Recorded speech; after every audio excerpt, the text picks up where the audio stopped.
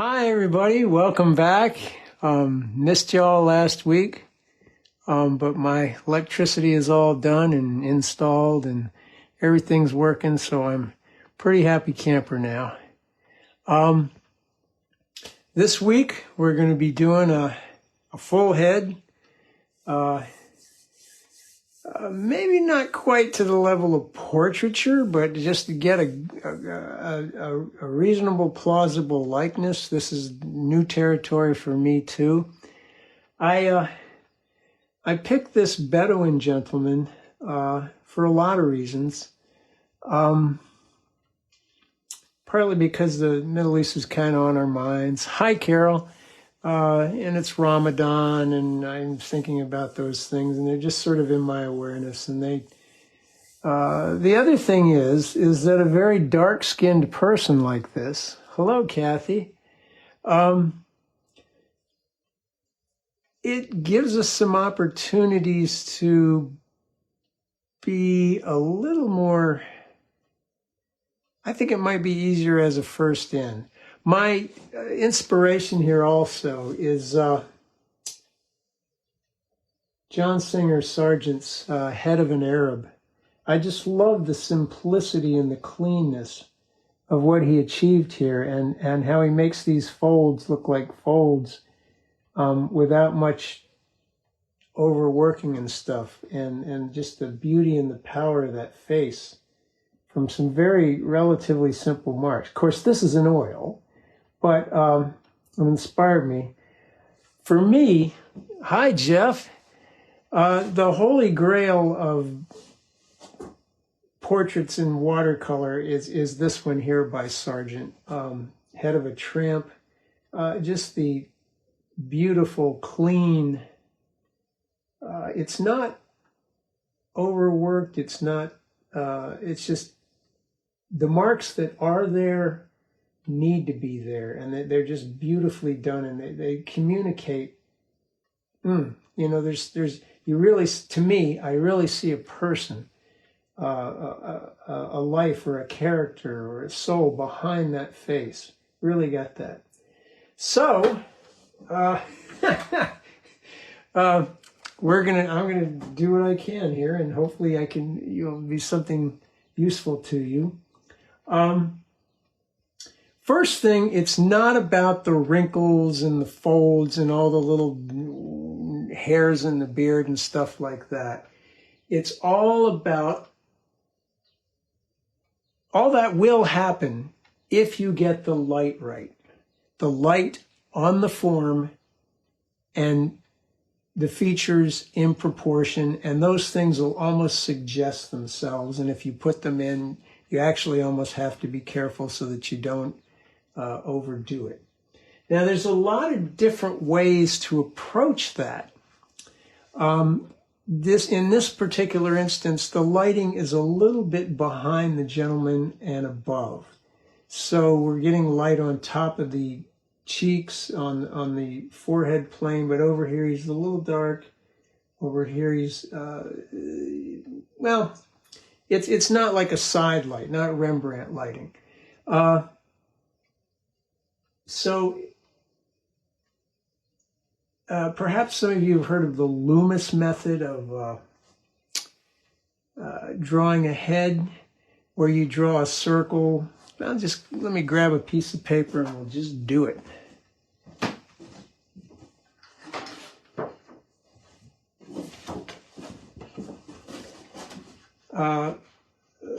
Forgetting the proportions of the head, Loomis, illustrator from the 30s and 40s, he would draw a circle,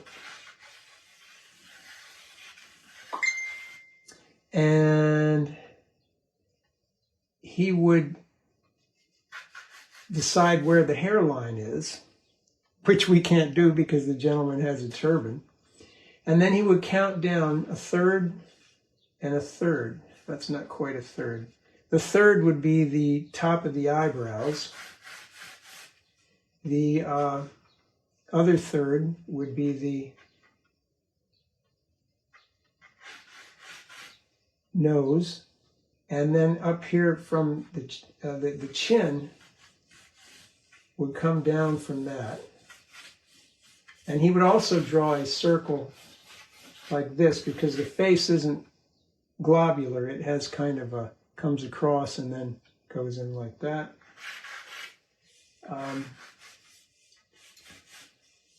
Get the chin down here. And then the space in here, he would divide into thirds. And the top, well, 2/3 up, that would be the lip line.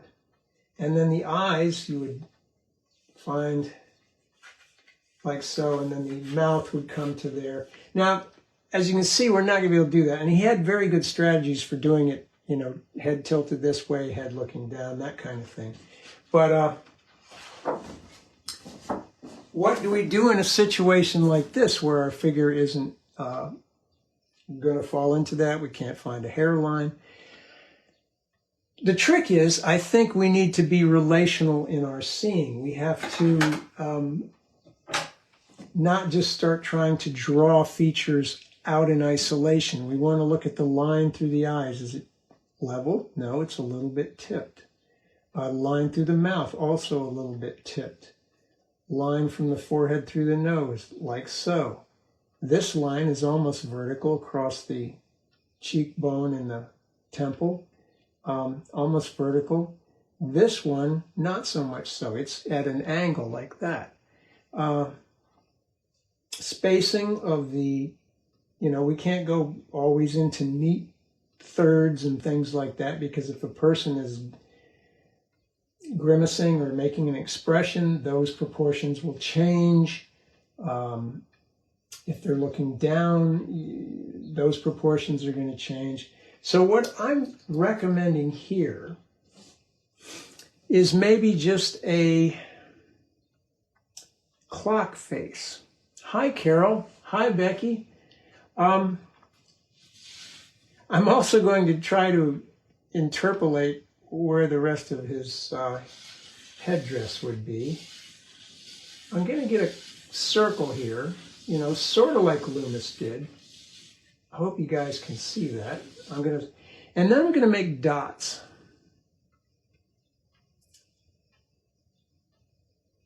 Like a clock face. So I'm going to find 9 o'clock, 3 o'clock, 9 o'clock, noon, and 6.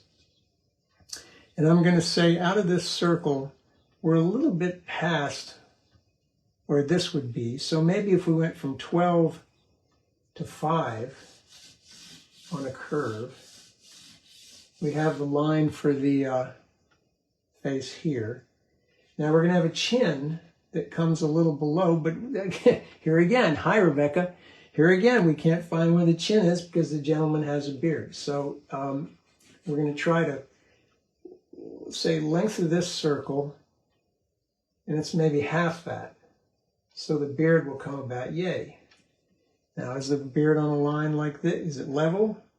Is it like so? Like that? This is probably not a critical one.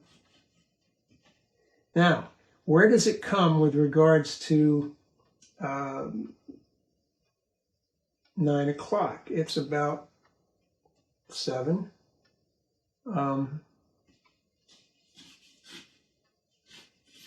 We already determined that this is a relatively straight line. This is a 7 o'clock to 10 o'clock. But hi Michael, this is not the only way to do this. Any method that has you looking at things relationally, which means looking at one thing in relation to another thing, is probably going to get you in a good place. So you're here.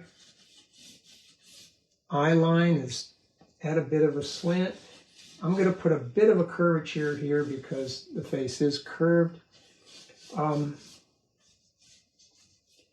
We've got the headdress, which, boy, I love these.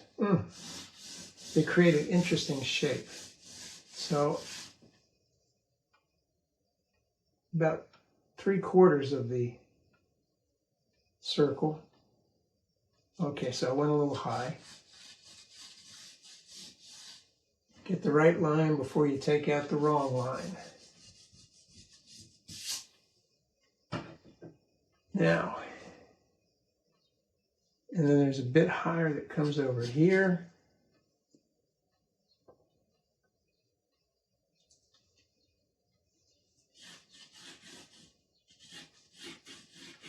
Disappears under the beard. I'm looking at that line there. Comes to the bottom of the beard. That comes to a little above the eye line. You can make dots and then connect your dots. Then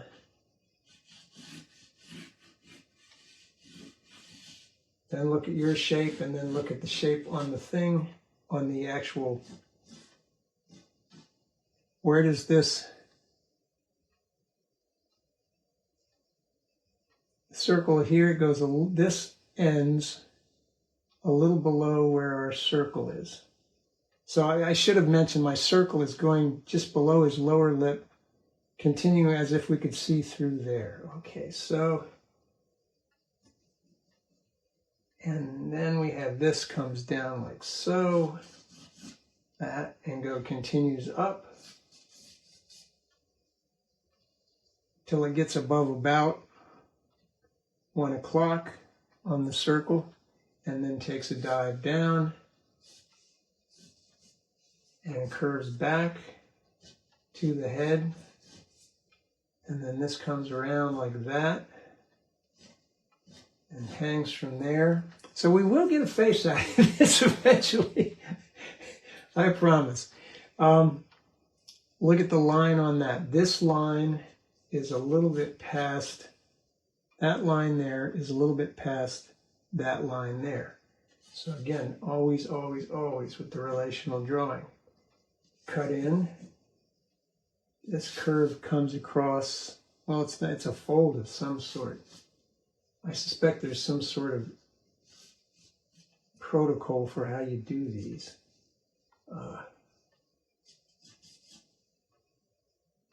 That looks like the headboard to a bed or something. Now, eyes, nose, mouth. We've indicated that this is where the beard pretty much ends, thereabout. Shoulders, well, we can get our shoulders, but let's get that after we get the face. I'm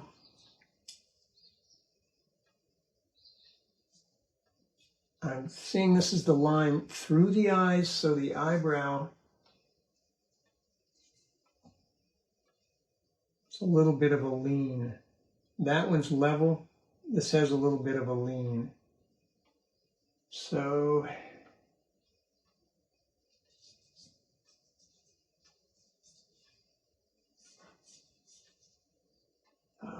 let's take it, well, no, let's not take out anything till we're sure. How about the nose? It's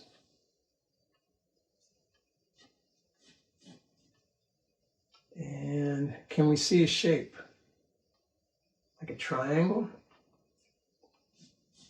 Or a bell, or something like a,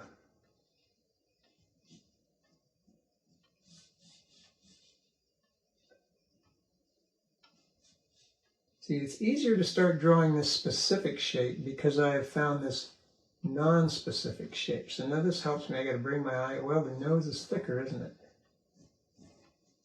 I got to bring this over to here. Angle on the eye, eyebrow, cheek. Look at that shape. It's like a fat carrot.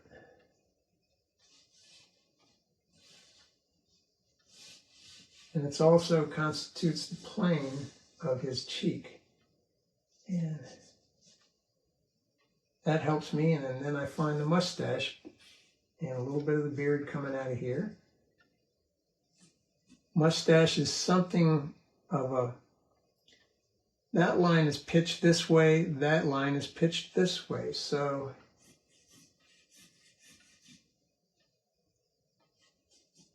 and then it forms a kind of M shape. links into the sideburns.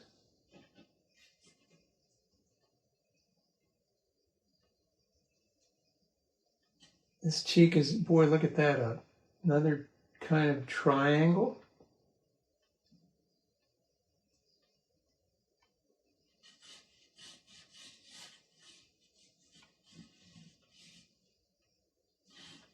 I know what the nose shape reminds me of, the space shuttle. Now lip, we know we got our mustache, we got our mouth line, which is a very shallow M, or maybe a flying seagull or something. Jackie, hello.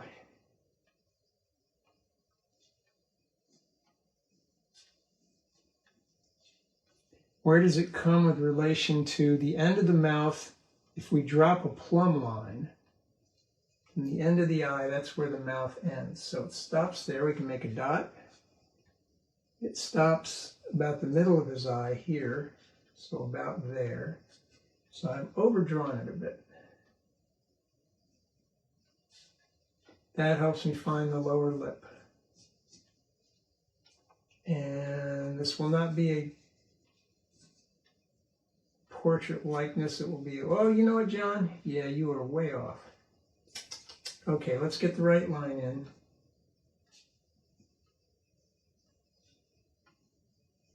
Then take out the wrong line.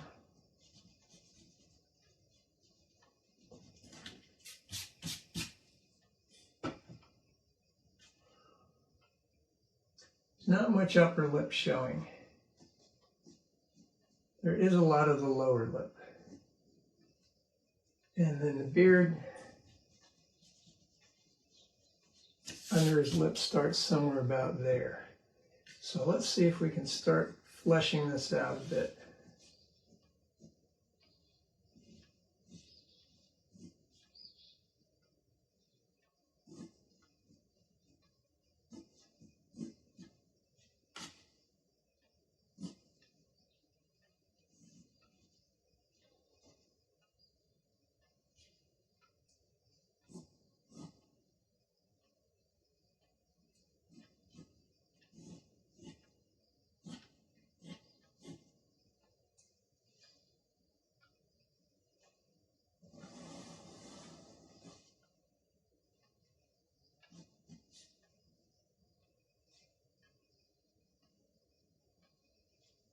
If you look at his nostril there, it's almost like a circle.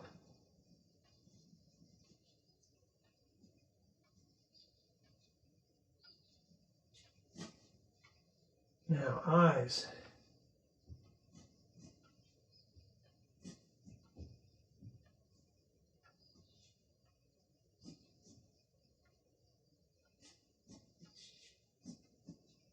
That line is the eyelid, I think.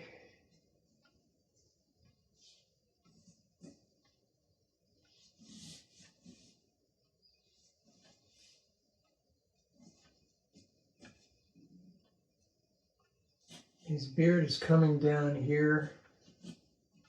Ear is in here. Oh, ear shouldn't go above the eyebrow. Ear should be down there. Deb, how are you? Which means I could probably bring that down. His temple, his hair is in here. I'm going to look at that triangular pizza wedge shape.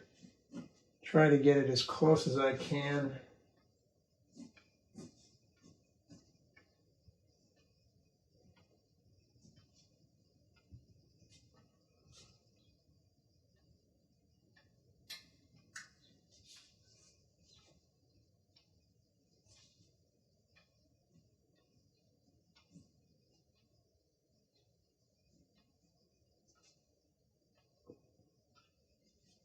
These things here, like the light on the cheeks, all of that, I'm going to talk about that in a second, how I want to, what colors I'm choosing and why.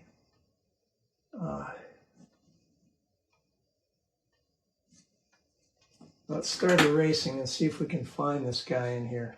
Now I can see straight away that I got way more forehead and not enough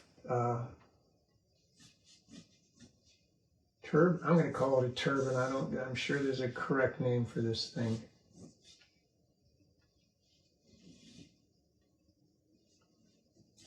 Get the right line in, take the wrong line out.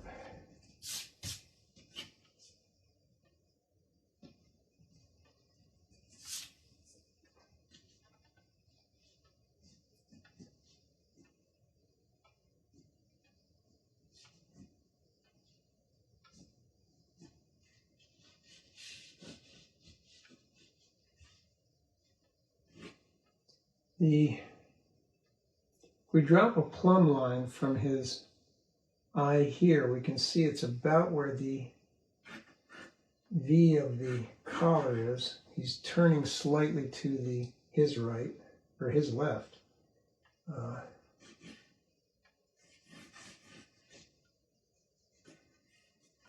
I'm going to have to, because I don't have the whole figure, I'm going to pretty much vignette him and his background.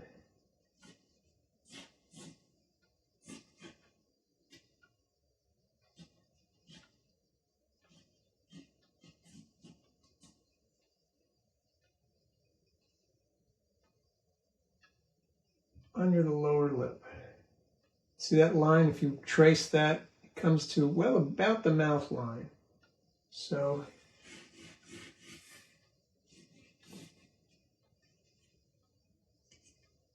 there's some kind of collar type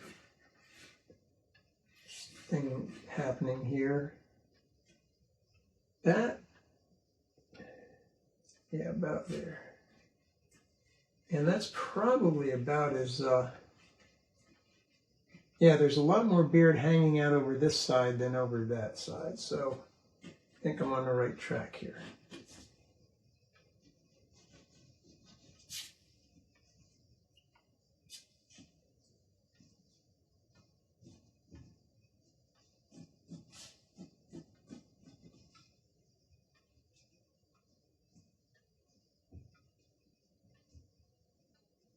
Now, we're going to talk about the colors and why I'm choosing the colors. Diane, hello, new friends. Why I'm choosing the colors I'm choosing. I'm going to stick with pretty simple palette. And earth colors, ultramarine blue, maybe some cad red, yellow ochre. The thing about all these pigments is that they're good lifters. Burnt umber, yellow ochre, cad red, ultramarine, maybe some cobalt turquoise or some. Get in these things here. They're all good lifters, because what I want to do is I want to kind of pop in that darker color in the beginning, and it'll probably look way too dark. But then I want to lift out the lights, because since he's somewhat backlit and the light is coming down, obviously these people in the Middle East, they protect themselves from broad sunlight like that. Probably a good thing. I think it'll be easier. So I'm going to get some burnt umber. That's the sort of shoe polish brown. I might put a little bit of cad red light in that. Now the thing is, on your monitor you may be seeing a slightly different flesh tone than I am. I'm going by what I see on my iPad. So when you're doing that, you want to pay attention to what your reference is and not necessarily what mine is here. So I'm going to get that mixed up, hopefully enough of it. Maybe even a little orange. That's a good lifter too.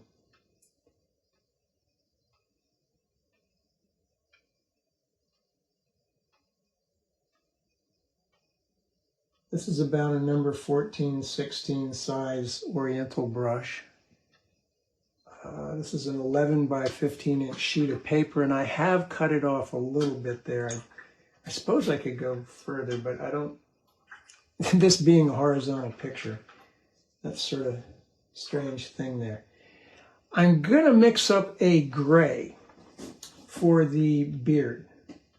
And I won't be mixing the darker component. I'll basically be mixing kind of the middle tone, or maybe not the lighter tones. And then I could scratch out, or if I so wanted, the individual hairs there. So a good gray is ultramarine blue. And, oops.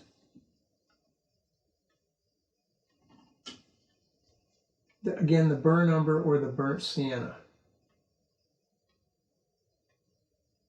So if it looks too greenish, because sometimes that will look that way, let's put a little bit of red or something like that to get in a gray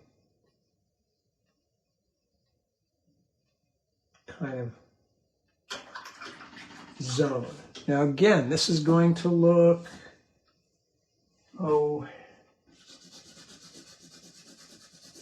here it comes down away, doesn't it? Like all my pictures, they're going to look like a whole, hi Cindy, it's going to look like a holy mess until we get to the end of the thing. So I'm just double checking here to take out some. I don't need a line down the middle of his face or his nose, do I?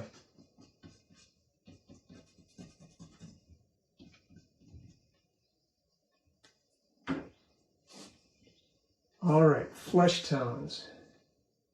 It's going to look dark. Don't mind if I get into the hairline. I do have to miss the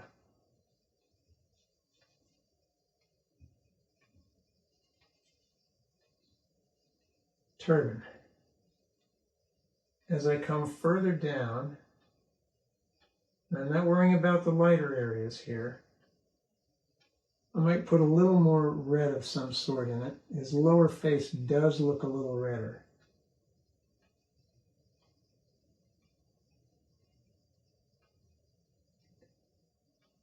Actually getting into the area where some of the beard is.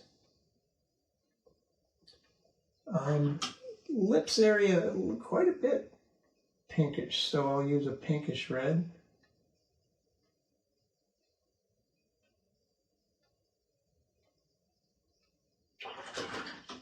Now, rinse, and I'm gonna mop a bit out there.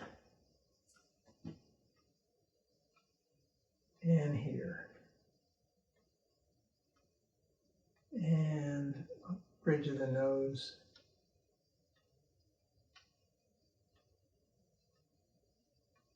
That general vicinity.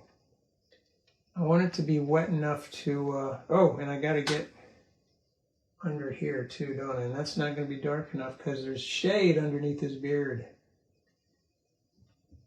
And I'll probably have to hit that a second time.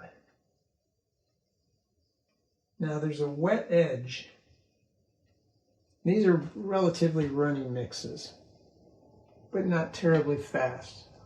Hello, Patrick. So I'm getting into my gray here. You know, I forgot his ear. Oh, darn it. Have to miss the turban. Get the beard here. It's going to look like a mess for a while.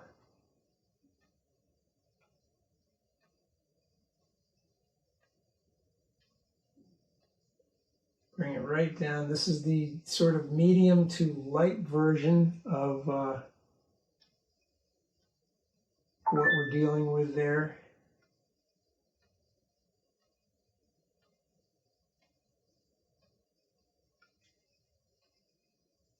Darker things are going to go in. Looks like his beard is a little bit sunburnt, so I'll get some of that put it in here. I do need to get underneath his lip here. Oops, see, now look at that. Too runny. Come back with a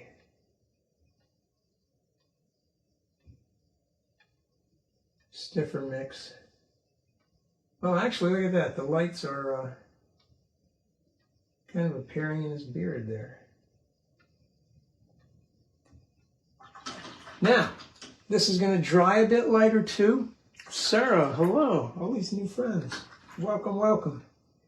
I'm just going to let that bleed. I am going to perhaps address some of the headdress because it's getting a little drier up here. So in this area over here, I'm going to get maybe some cerulean. These are going to be, he is somewhat backlit, so that white headdress is actually a fair degree darker than we might think. And there's some, I don't know, if I see some purplishness. So I'm going to get some red with cerulean to make a nice, not vibrant purple, but a slightly purple. Could just as easily use lavender, duh, why not? Holbein lavender. This will be fairly runny. Now, all of this area here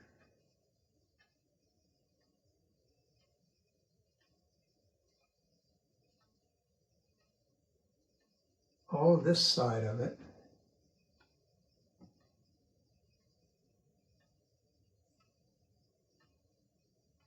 I'm letting it bleed into the beard. Certainly, oh, we don't worry about that. We're going to do a vignette. All of this.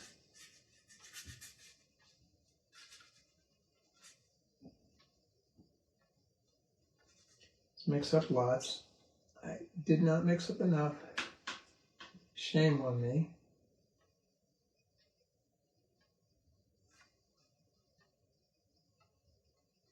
I want the brevity and the cleanliness of the Sargent example I showed you. And I will, at best, approximate it if I'm lucky. We'll see. Bill, hello. Oh, Carol asked about my lab. Yeah, that's kind of what I'm doing is my sort of quick go-to version. I admit I do tend to like colors that are mixed as opposed to colors that are, you know, out of the tube and one hue and no other, because they will separate and do that thing that watercolor does. So now I need to get in there and do the ear, which I neglected the first time through. Burnt umber, some red, even that. If you squint, it's very dark. That ear, probably going to have to go back and get that.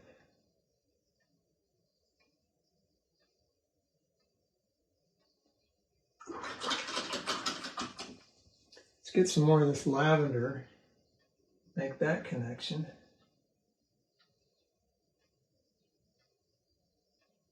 There's going to be a darker lavender. Let's get a cerulean or an ultramarine and either of those two reds again. Over here, underneath that, coming out of here. It looks dark, I know, but he's backlit. And white backlit always looks that way. And we get some strong darks in here, it's not going to look funny. So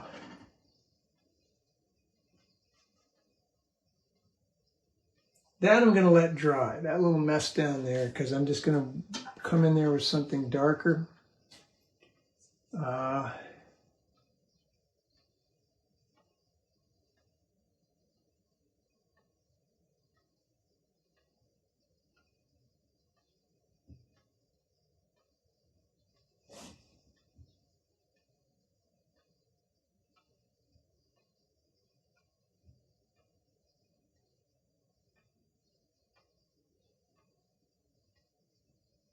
That's a little drier, so I can come back and get some of this action here.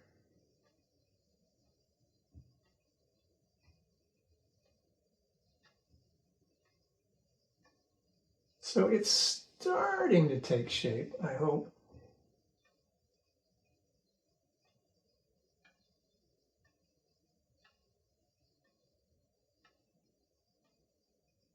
And I think, well, I could let this dry, or I could dry with a hair dryer, but rather than do that, I think I'm just going to get a bigger brush, and I'm going to try to do something with the background, which to me will help me. So I'm getting a larger brush here, bigger than the one I was using, and being a squirrel, it holds more. Some of that background, I'm going to make it a little more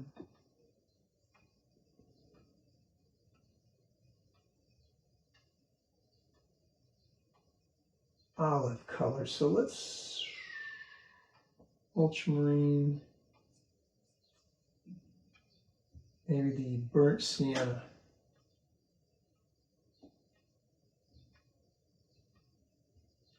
So again, a vignette. Maybe even, hey, let's have some fun. We haven't done this in a while. But to get a soft, out of focus background, we're going to pre-wet the paper. So I'm using dirty brownish water.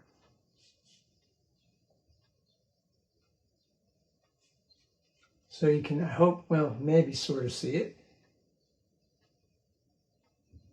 The main thing we're going to do is frame the figure.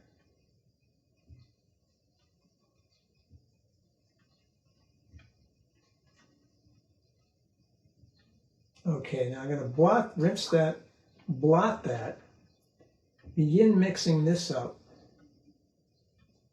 a little denser because there is already some water here that we just put down. So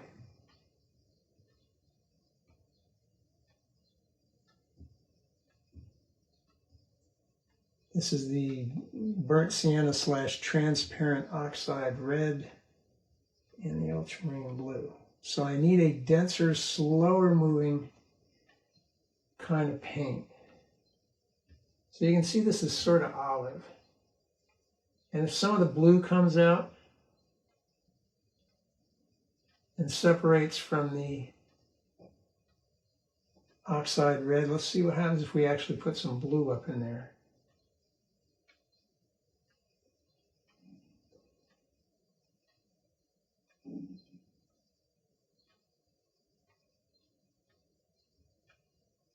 It's going to give us, this, I hope, a soft focus.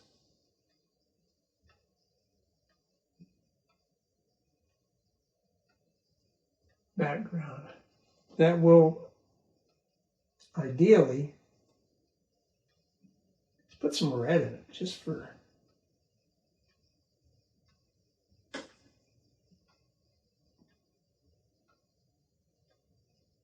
we're not trying to paint anything in the background. The focus is on the gentleman's face, and I want to present him in an interesting complementary fashion.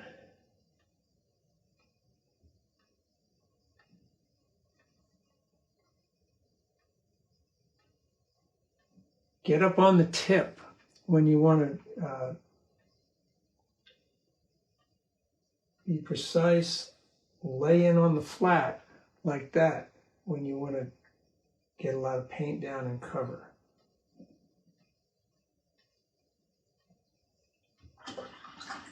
Rinsing that, blotting that, maybe getting a little more of the blue, and I'm a very dense blue right out of the pocket, so it's not creating a blossom or too much of a blossom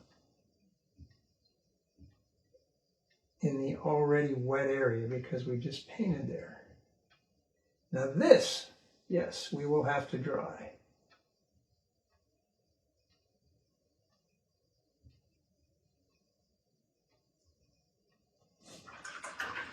Rinsing it, getting the hair dryer, you might want to cover your ears.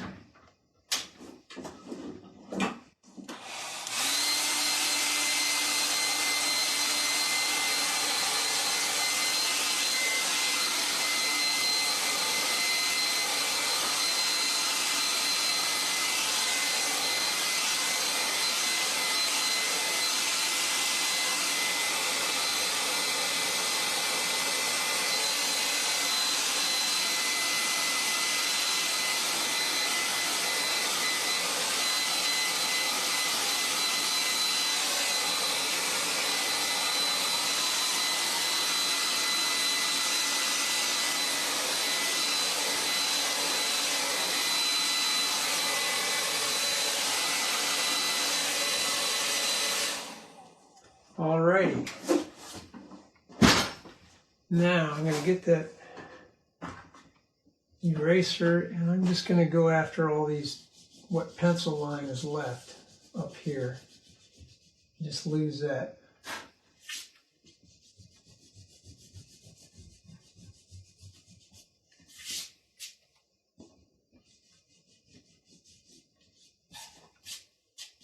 And then I guess we're still a little bit wet down in this vicinity. Hi, Jean Ann.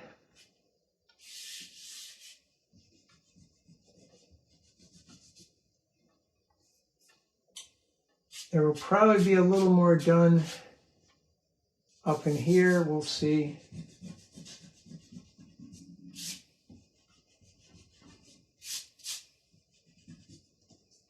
But now we want to concentrate more on the features of the face. Back to this one here.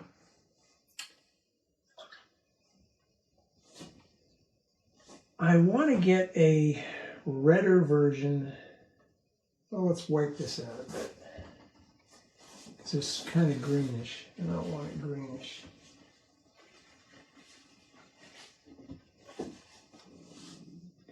A redder, darker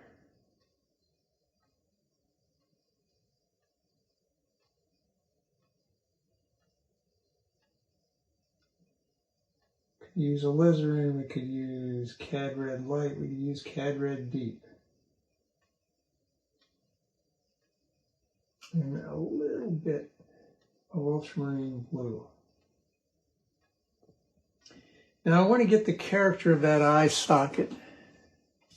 Get all the eraser bits off. So probably should do a tester down here. See what I'm getting. I think that'll be okay. I'm going to need to go in more blue for the eyebrow. I want to look at that shape.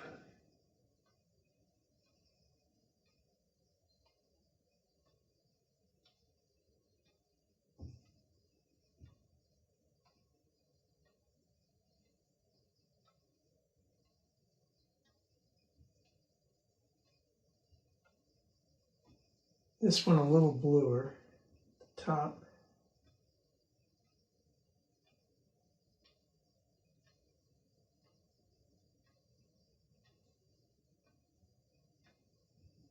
Now, at this point,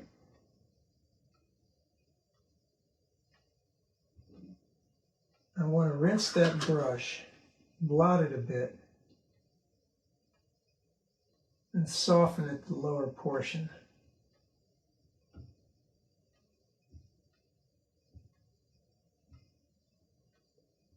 Same stuff. I want to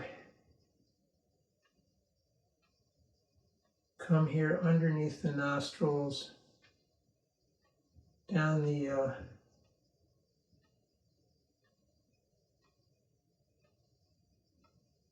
what do you call that? I know there's a name for it. Again, rinse, blot the water off. Very important. Blot it off. Come to the side that you want softer and just bring the brush to the edge, and that'll soften a bit.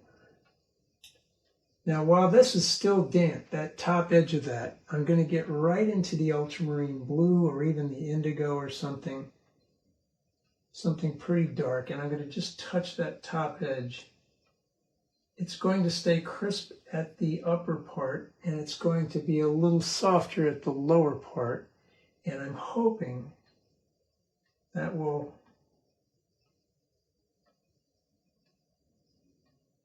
indicate better the dark eyebrow that he has. And I'm rinsing, blotting, pulling out from that. We will go in a little later with some more. That nostril wants to be tip of his nose. Front portion of his cheek is a little redder. Bit sunburnt.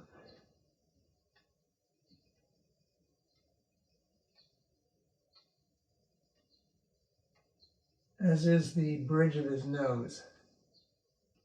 And some of this coming out of here and along the side of his sinuses, front of the cheek, all of that. Now, those two together, temple, up into where the hairline is beginning to show here. A redder, browner version. The same mix coming across the temple, meeting the eye here, going to about almost to the area here, bridge of the nose. Now, it's softer, so I rinse. I blot or squeeze, bring it to this edge to soften it. There's a crow's foot, I'm going to lift. Some blue in there, maybe right here, right there. Hair up in here, I'm going to put blue into this brown. Burnt umber, ultramarine blue. Lifting can be done. Oh, wait a minute. I need to do two things.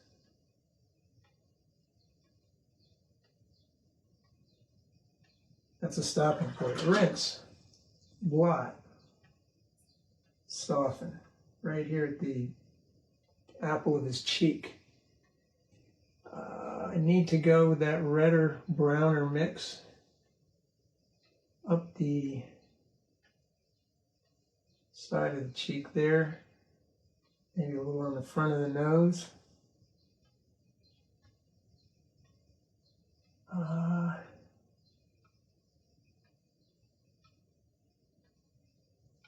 Begin to suggest. Now the upper lip.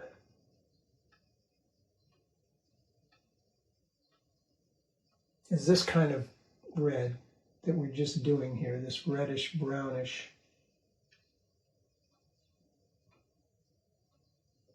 Try to recover my seagull shape of my M. And a little bit underneath the lip. Too. Bridge of the nose could use a little more red.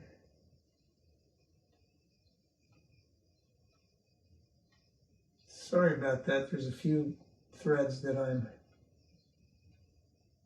text threads that I'm involved in today, and they're going to keep popping up here and there. So,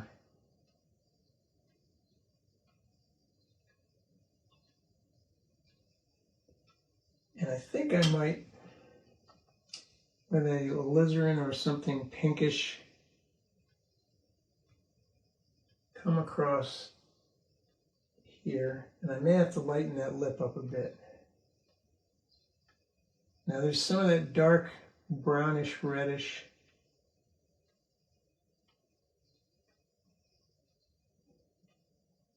under here.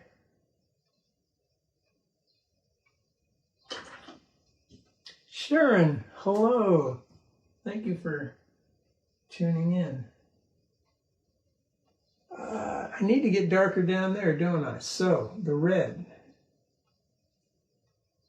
the ultramarine, the cad red and the ultramarine. And it's still a little bit wet. You know, if it's not, rinse your brush, blot your brush, moisten the area, then get the paint. That looks like that'll work good in the ear too. Paint the shape, then adjust the shape. Rinse, blot, soften by bringing the edge to it. Same thing up here. See, I could have gone even darker still, couldn't I? The initial wash.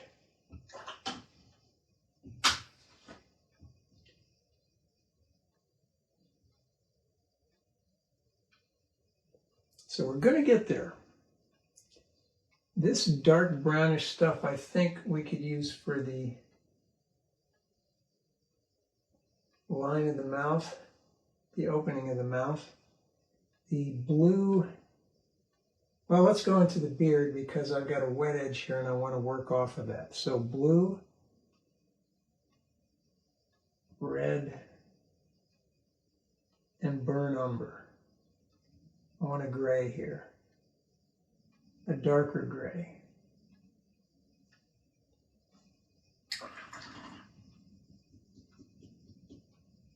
Rinse, blot, slow moving paint.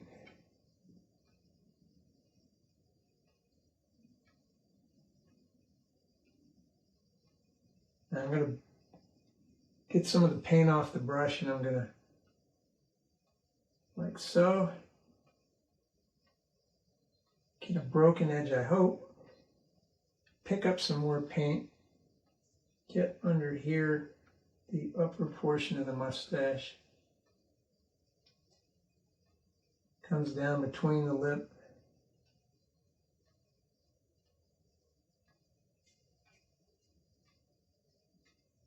There's not much paint on the brush, so I'm taking advantage of the dry, starved out character of the brush to get some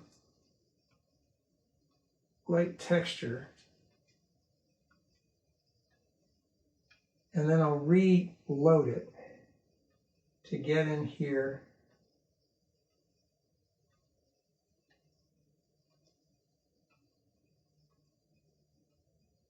where I need to be darker. And I think I'm going to need more. Oh, geez.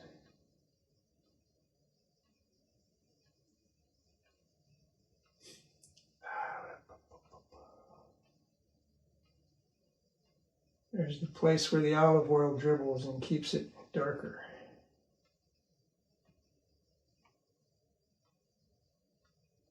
If you guys have had a beard, you know what I'm talking about. Let's go up here and get the eyebrows a bit more. With a drier brush, it'll look a little more grizzly. That's what I'm shooting for.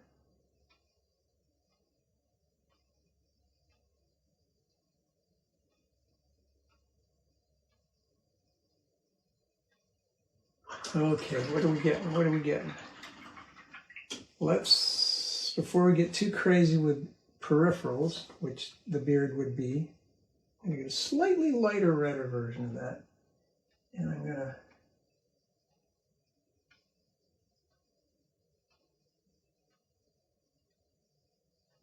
get under here on the little part that gets chewed on when you have a beard.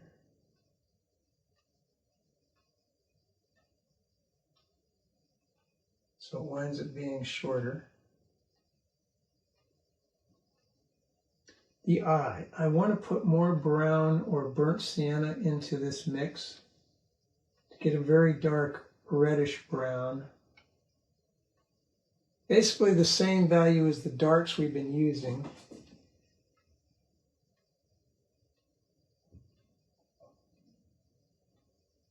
The eye is at.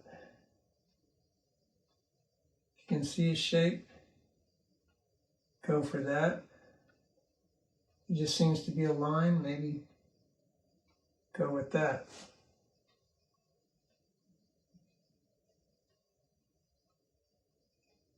I need to be darker. I need to be darker in that ear. So, right into this brown. Just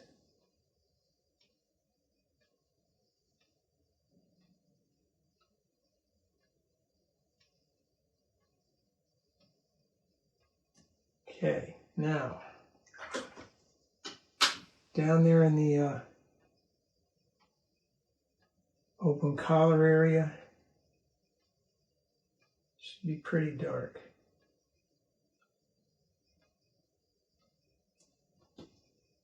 Oh, John, this is terrible. Well, I'm a landscape painter. Who wants to learn how to do figures? Hanging up more of that dark gray. Let's just even get some indigo because I just need dark.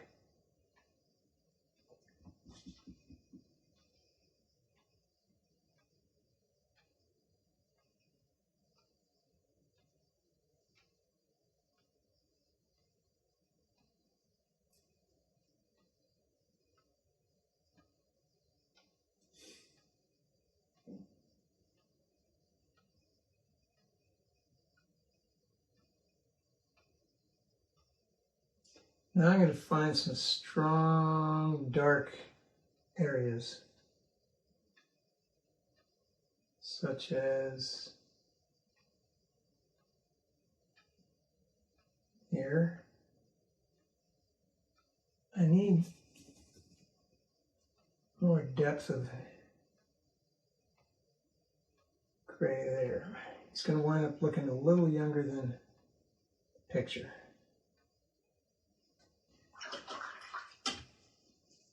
Now let's fiddle with the headdress. So back to the lavender for expediency's sake.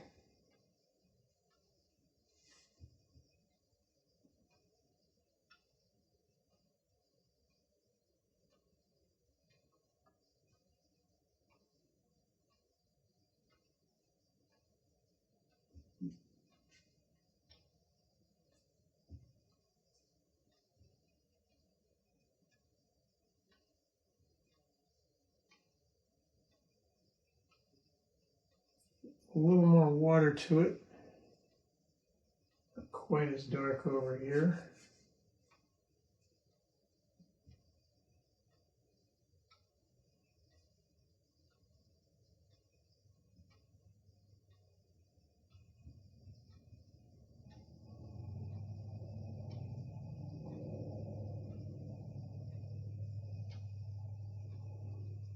Holes in here, here,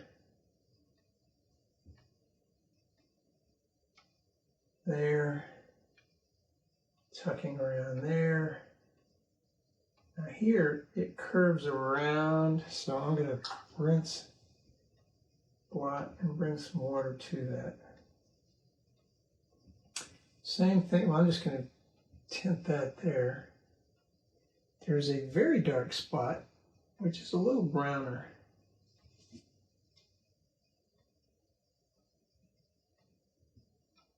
In here. And where these areas fold over one another are kind of obviously dark.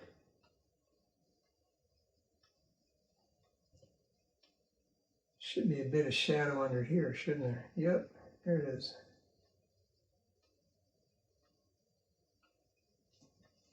So let's vignette it.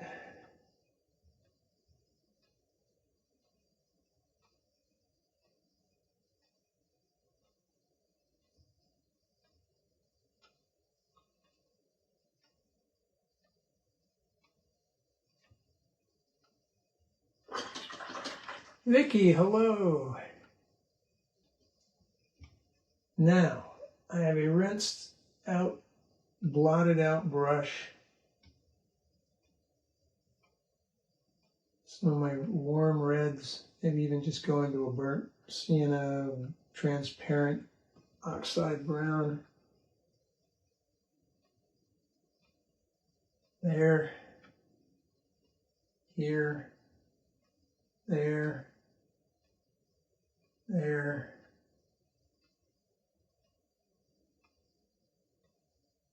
there, front of the cheek,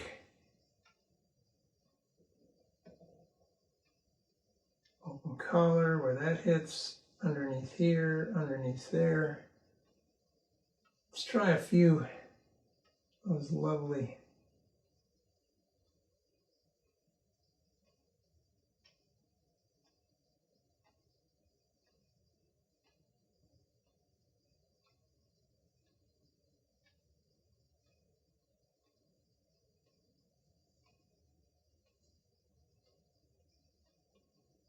and I think I need a kind of a pink on his lip here. I may even need to do a lift. I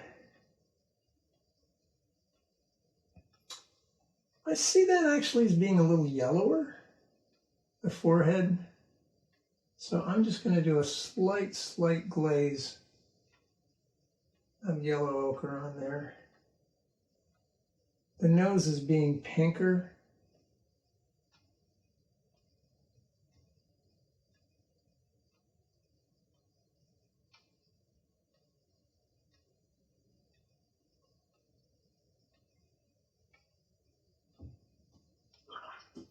Actually, to get that lip, I'm going to have to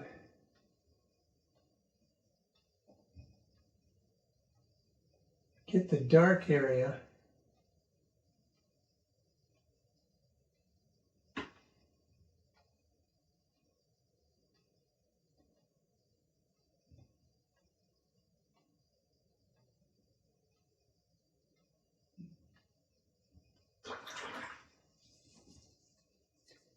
soften, rinse, squeeze, soften.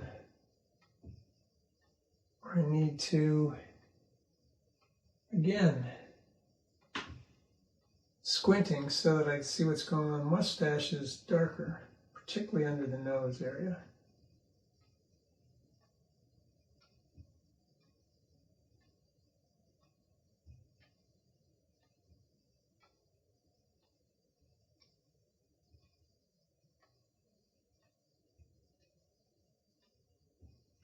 Alrighty. Maybe a little bit of lavender, a lot of water. Here, there, and there.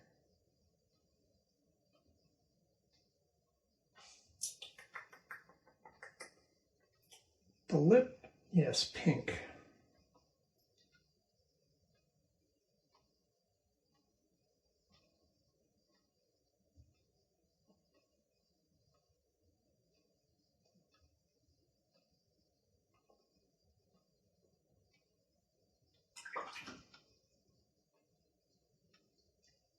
Get some darker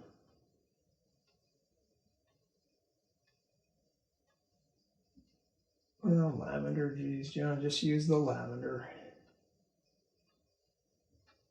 I want to be a little more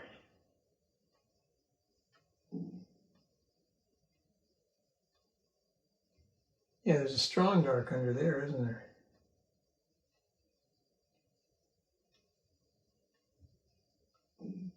and under there. I think that helps a little bit. How about, yep, here, here,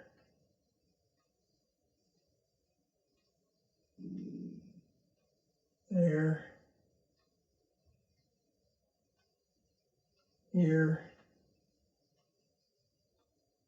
there, there. So let's peel and see if it'll tell us anything other than the fact that I'm a landscape painter.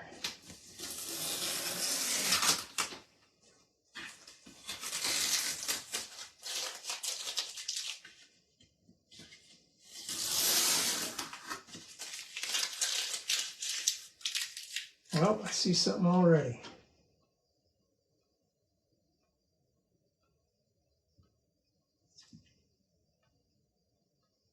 Strong, dark disappearance into there. Strong, dark in there. Stronger, dark in here.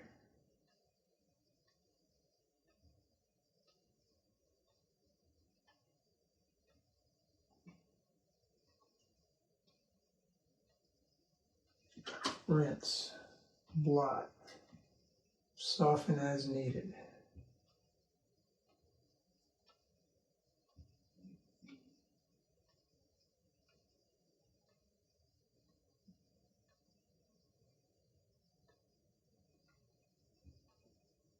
Okay. Peel one more.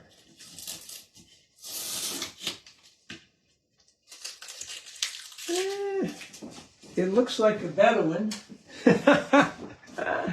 Does it look like this particular Bedouin?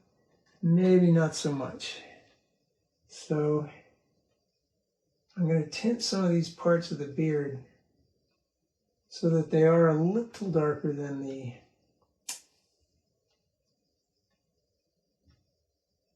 headdress. And then I'm going to get a reddish brown and put something under that part.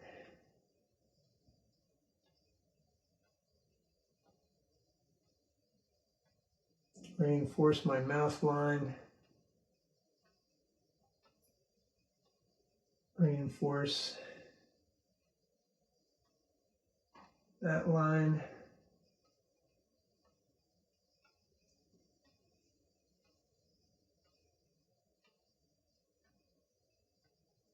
That one.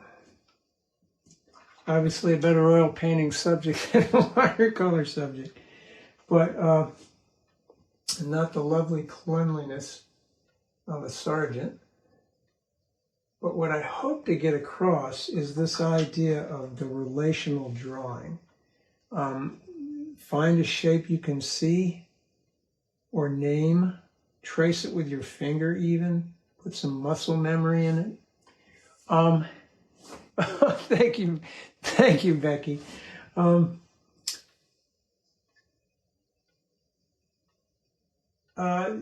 Yeah, the whole thing is it's not about the wrinkles till you get to the end. You want to make sure that you get the proportions and the lighting and all that good stuff like that before you go in for the wrinkles and whatnot that are happening.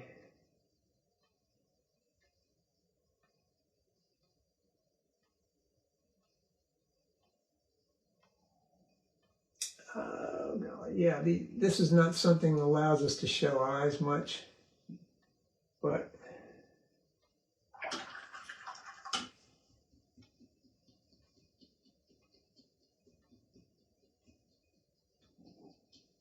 yeah. So if you can find a circle, make dots for 12 o'clock, 6 o'clock, 9, and 3.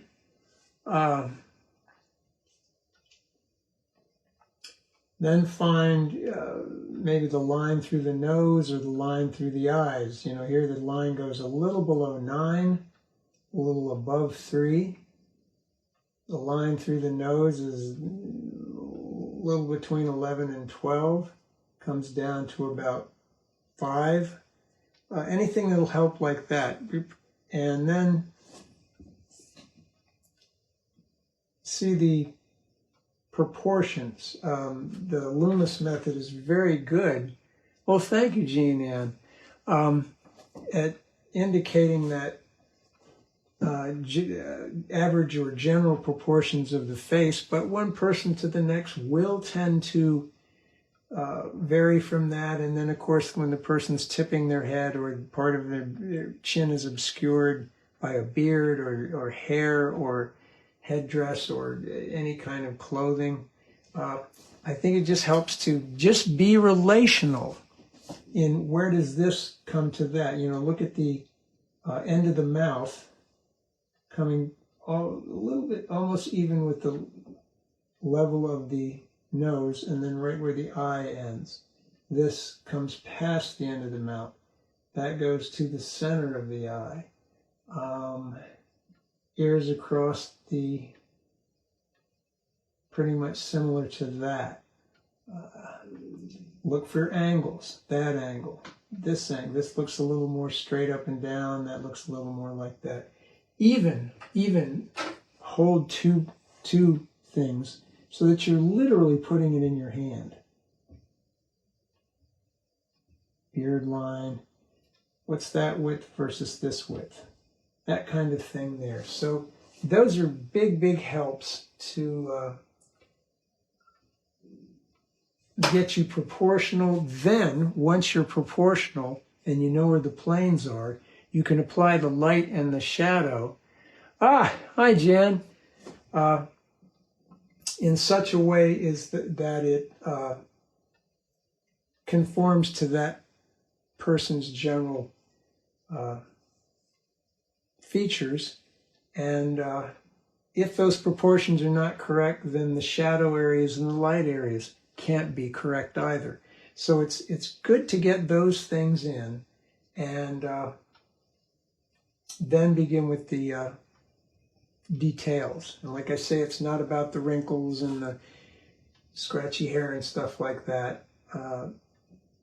It's about getting the light on the form and the form correctly proportioned.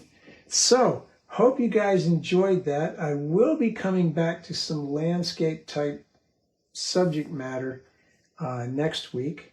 And as always, if you have something that you'd like to see tried or dealt with or things like that, shoot me a line and I'll be more than happy to work out a lesson on that. So thank you all for tuning in. Missed you guys last week. It's so good to catch up with you now. Thank you, Michael. Stay safe, stay sane, and I'll see you next week. Bye-bye.